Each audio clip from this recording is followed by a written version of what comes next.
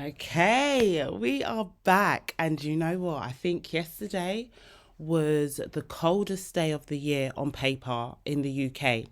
It was really cold. Or the coldest night, one of them. Did I feel it? I didn't because I have a heated mattress. And I wanted to also start the episode by giving some things that I'm grateful for. I am so grateful for this mattress.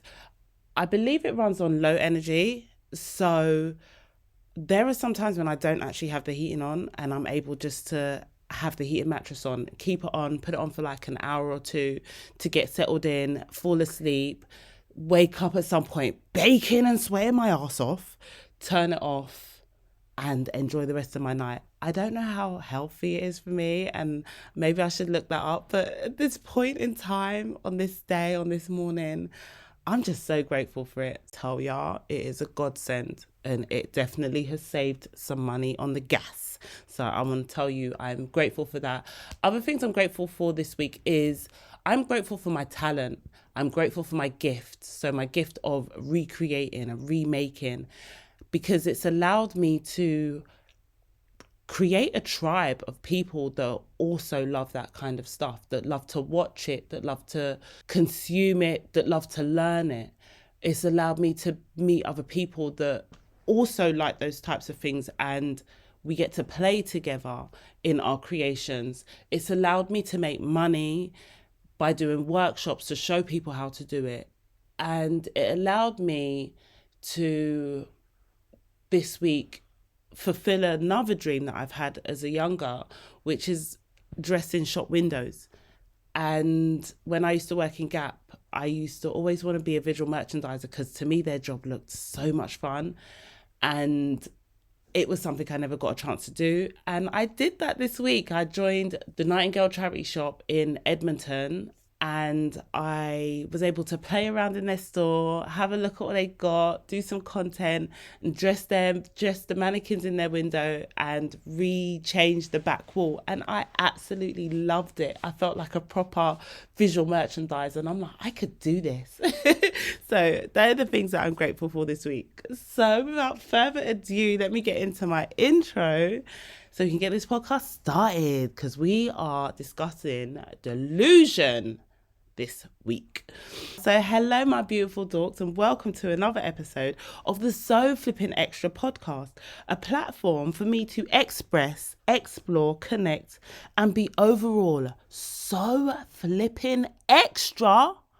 Why though, Danny? I hear you guys asking.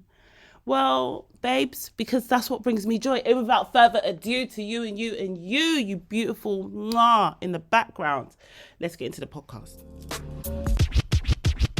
So like I said, let's talk about delusion, because delusion is a word I hear so much on the social scenes right now.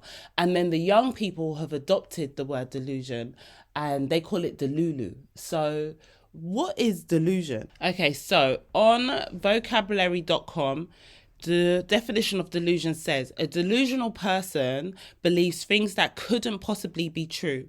Delusional comes from a Latin word meaning deceiving. So delusional thinking is kind of like deceiving yourself by believing outrageous things.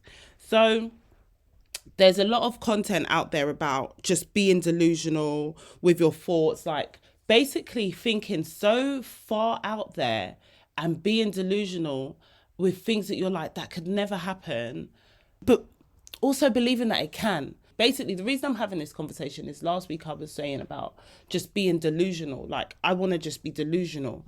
There's a lot of things I believe I can do. Like, I believe I could be a millionaire. But do I believe I can be a millionaire? Because there's one part of my brain that really believes I can be a millionaire. Like, why can't I? I'm so gifted and so talented. I've been saying this for years. I'm so gifted and so talented. There's no reason why I shouldn't be rich beyond my measures, beyond my wildest dreams. But there is something that holds me back from acting out to receive.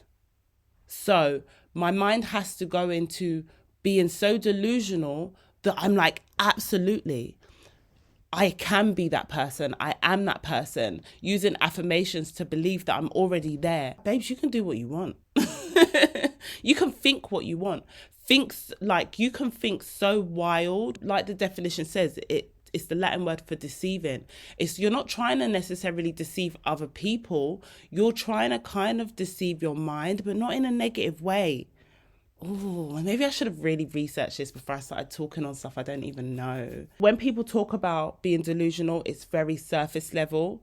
The meaning is not being deep. And I think that's fine. I think sometimes we deep things too much. The word delusional will mean different things to different people based on certain things you've come into contact with. So if you've come into contact with people that are very delusional and it's dangerous to you and other people around you, then your definition of delusional and the way people use it would be like, well, no, I don't like that. But my definition is like the light-hearted way of delusional, like Delulu. Like I can do it. I can do whatever I want. I'm going to be so flipping delusional that I believe that my dreams can come true. I believe I'm going to live in a mansion. Not that I'd necessarily really want to live in a mansion, unless I got a cleaner to clean it, because babes, you guys know how I feel about all of that. I'm so delusional that I absolutely believe that I'm not staying in the UK. I'm going to be living abroad and working abroad somewhere else. I don't even actually think that's a delusional thought. I 100% believe it's going to happen. And I tell you where my first introduction to being delusional, but really speaking it into existence, because to me, that's what my definition of delusional is speaking something into existence. And where that started for me on more recent times is when it's becoming the master upcycler. So for anyone that doesn't know this story, I've been upcycling for years. Since I was 19, I've been taking clothes and recreating them. And, when I was doing performing arts and stuff. So it's nothing new. Before we went into lockdown, I'd started changing my content, really wanted to start doing YouTube and started doing thrift flips. It's such a tongue twister. I started doing thrift flips on YouTube and also bringing that onto my content on Instagram. So when we went into lockdown, I wanted to do my podcast, but I wasn't confident at starting a podcast. I thought I needed the money and I had to have the studio. I wanted to do it all like spandangly and everything. But lives were hot back then. During lockdown, lives became hot. So I was doing Instagram lives every week. And one particular person I interviewed was my friend Jamal. And he is the Master Denim Tailor. So that's his title. So when I was interviewing him, I was like, where'd you get the title Master Denim Tailor? And he said it was from this other girl, Natalie, that we know, who is a master tailor. And he had met Natalie. Natalie says she's a master tailor. And he's like, I'm gonna coin that and use it as Master Denim Tailor. So I was like, wow, well, I'm going to coin that and I'm going to use it as the Master Upcycler, because I'd never heard the term Master Upcycler before Danny Dorks. I'm not even lying. I'm being serious. I hadn't heard anyone use that term before. So I was like, yeah, I'm the Master Upcycler. So at that point, I would say this was probably, we went into lockdown in March. So it could be April, May. From that point, I started calling myself the Master Upcycler. And I remember when I used to say it, I would cringe. I'd be like, oh yeah, Master Upcycler. Because I didn't believe it. But I was like, I'm just saying it. Like I'm just saying it. And then people started calling me the Master Upcycler. They're like, oh, you're the Master Upcycler. And I would be like, oh my God, orcs. But I tell you what, calling myself the Master Upcycler did for me.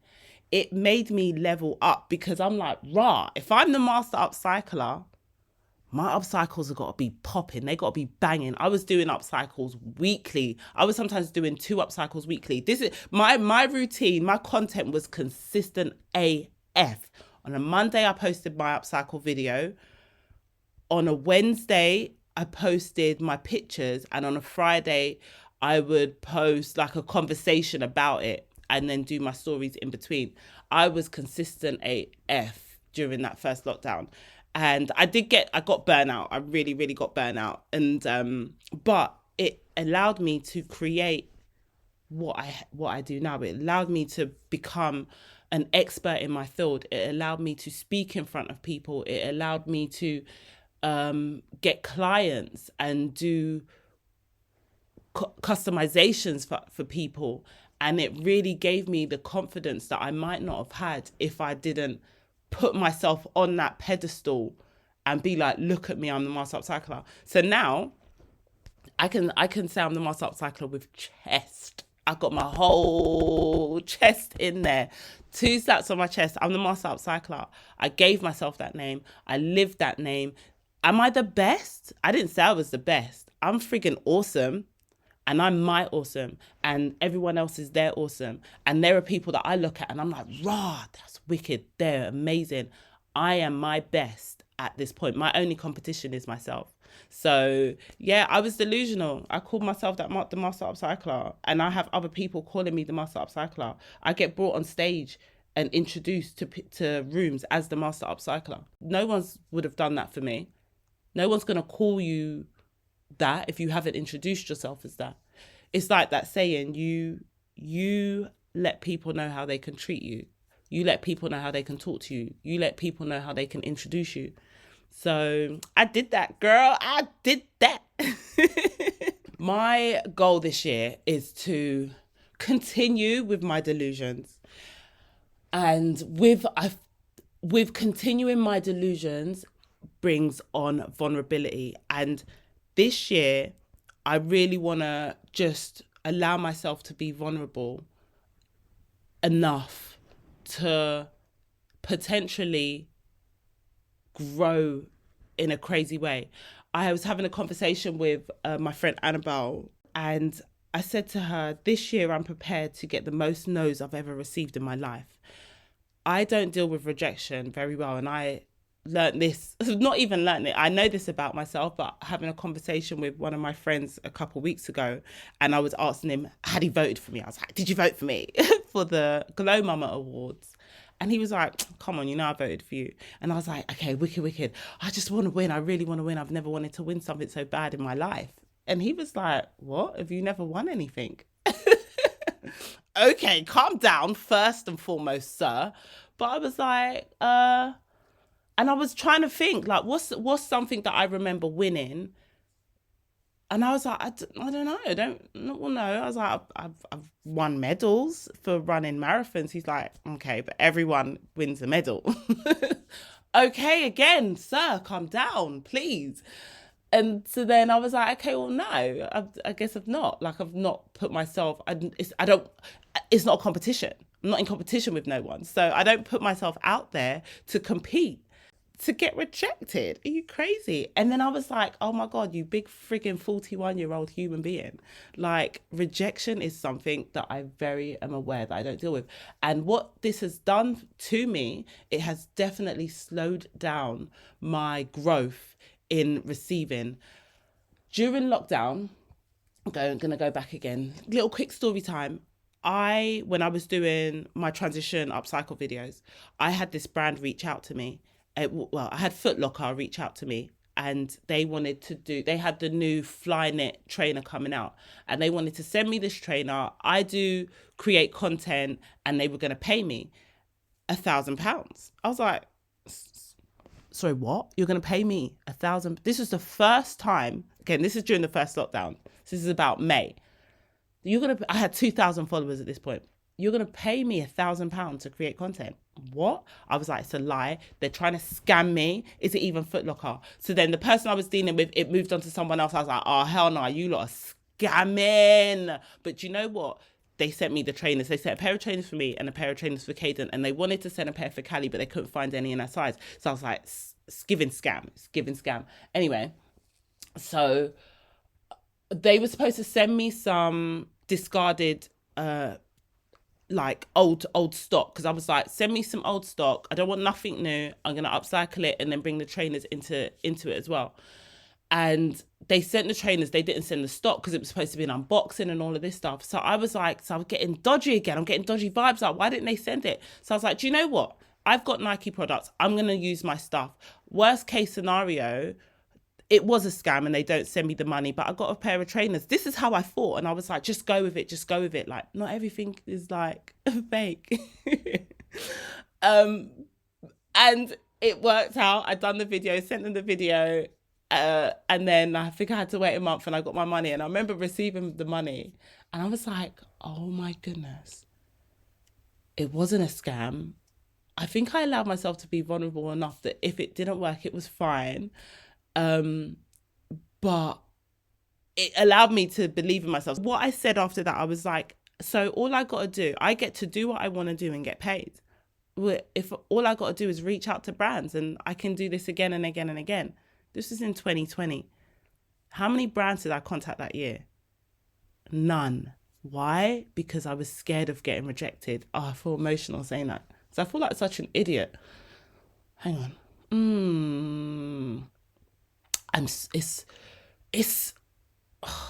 It's annoying. I'm so annoyed by myself. I ended last year saying I was just so annoyed with just the amount of times I've stopped myself from receiving because I've been scared of a no. A flipping no. Like, do you know how many times I've been rejected? Like, why am I acting like this is like, it's a big deal? It's not a big deal. It's like I'm scared to not have it right. So I'm scared to even send the letter in case the letter's shit, instead of just sending the letter. and okay, they say no, not today. And then I send it again and they say no, not today. At this point, like, it's given desperate, and I'm prepared to be desperate, because how long am I just going to keep playing small for?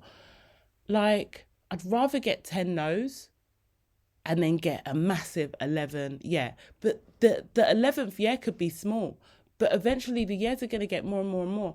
And I do get annoyed by myself when I think, God, imagine if I'd started doing this properly in 2020. Imagine if I'd done it in 2021. Imagine if I'd done it in 2022. Imagine if I'd done it in 2023. I'm going to tell you, look, this, hold me the hell accountable. I'm not imagining what it's going to be like to do it in 2024. Because if I do, I'm giving up. It's give up. It's giving, is this even for you? You need to want it so bad that everything just depends on it. And there's no reason. Whereas before I was like, am I good enough? Are my upcycles good enough? Are my videos good enough? Can I do that? I have got all the proof. Like, come on, baby girl, you don't need any more proof to show that you are very, very capable. And I know this probably is such news to you lot, of how my confidence, where my confidence is big, is where you see my confidence big, because I show that side. These things like this, where my confidence is so small, I don't show you lot this. This is me being vulnerable right now. And I don't know, like, if anyone's listening to this and you know someone that can help me, like, I know I need therapy. But so I'm happy to get advice, because I'm sharing. The reason why I'm sharing so much and I'm willing to share so much is because I want to do better, and I want to be better. And I also know that I'm not the only one. I want to help people that are in the same position as me or feel stuck like me, so that we can all help each other, because there is enough for all of us out here. And with that said, let me just quickly check my notes to see if I got any more notes. I feel a little bit emotional, and I feel like I've shared a lot. And as much as I'm very willing to be vulnerable, it's scary. Like, being judged is very, very scary. But we're not doing this again, guys. We're not going into another year saying all the shit that we're going to do, and we're scared to do it. Like, man up, lady up, woman up, Danny up, extra up. So I'm going to leave you with my quote. This is my quote of the week. Embrace the extra and unlock the excellence. Let's embrace the extra and unlock the excellence, because we are all excellent inside. And sometimes it is taking just these things that make us flipping amazing and are extra, because everyone's extra is different. Not everyone's extra is twerking on top of the table. Not everyone's extra is wearing the loudest garment in the room and wearing tutus and 6-inch platform heels. That's not everyone's extra. Whatever your extra is that makes you feel fantastic, phenomenal, confident, that bitch, the girl, the one, embrace that extra and unleash your excellence. And with that said, my babes, it is the end of Episode 18. Do. Oh, actually, I shouldn't sing because they might think it's like a hit and ban my video. Anyway, guys, peace out. A-Town down. Have a flipping amazing week. Connect with me. If you're listening to this podcast, let me know you're listening to it and let me know you're loving it, because I want to share it with everyone so that when we share it, they're like, rah, Danny's got a podcast. Because there are some people that still don't even know I have a podcast, 18 episodes in. And then they'll be like, I wonder what she's talking about. You know, sometimes people are a bit sheepy and they need to know that they need to hear something. So I mean, I'm not one to tell people what to do, but babes, please, if you're listening, go share it. Like, don't beg, it's disgusting. All of that stuff. Me not care. Like, man's got to grow in it. We got to get paid out here. We got to start monetizing. Like, wait, the subscription's going to be coming soon. I'm going to have the confidence to actually ask for the buck. Like, if you don't want to support me, like, let's just do this, innit? Because people be paying for subscriptions that they don't even use. That's all I'm saying.